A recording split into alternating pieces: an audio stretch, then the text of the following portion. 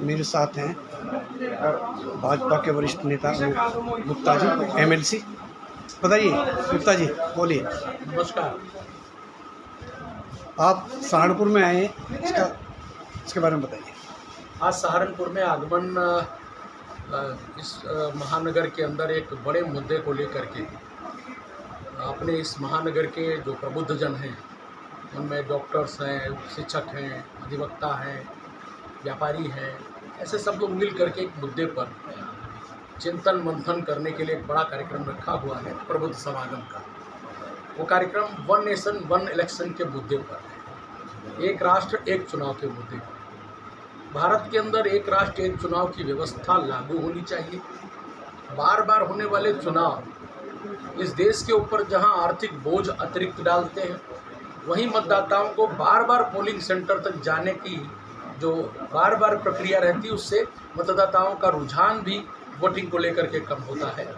साथ ही साथ पूरा का पूरा प्रशासन और शासन ये 5 साल में लगभग 1.5 से 2 साल आचार संहिता के दायरे में चलता है, और उस आचार संहिता के दायरे में न तो कोई विकासात्मक गतिविधि होती है, ना ही कोई शासकीय गतिविधि होती है, ना ही कोई शैक्षणिक गतिविधि हो पाती है, क्योंकि सारे टीचर्स जाकर के चुनाव आयोग की भूमिका में लग करके काम करने लगते हैं। वो अपने सर पर बोझा लाद करके पोलिंग पार्टी बन करके जाने लगते हैं। अभी विधानसभा के लिए, कुछ समय बाद लोकसभा के लिए, फिर नगर निकाय के लिए, फिर पंचायत के लिए। पूरे 5 साल में हम यदि उन सारी अधिसूचनाओं को जोड़ ले तो ये लगभग 1.5 से 2 साल का कालखंड होता है मिला जुला करके। तो 5 साल में तो 3 साल ही काम करने को मिला।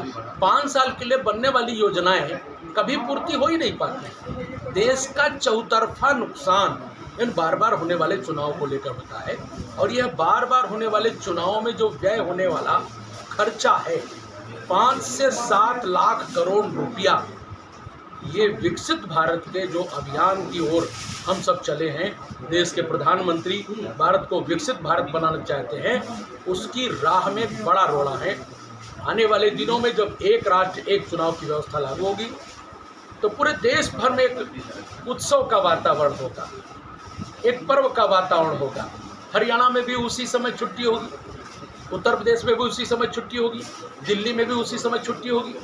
नहीं तो कई बार होता है कि उत्तर प्रदेश में चुनाव हो रहा है, हरियाणा में तो छुट्टी है नहीं, हरियाणा में तो चुनाव होगा 6 महीने बाद या 2 साल बाद, तो वहाँ के लोग छुट्टी नहीं देते।